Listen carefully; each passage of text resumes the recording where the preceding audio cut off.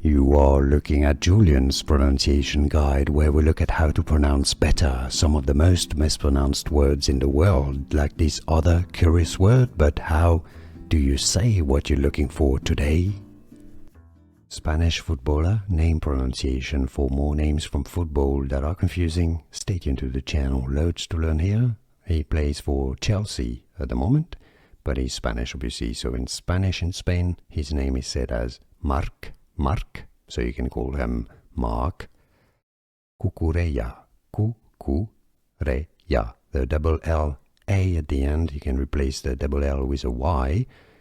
In English, therefore, you can say it as Marc Cucurella. Yeah, Marc Cucurella or Marc Cucurella. Here are more videos on how to pronounce more confusing words and names too many mispronounced. Like this video if you found it useful. I appreciate your support. I'll see you soon and thanks for watching.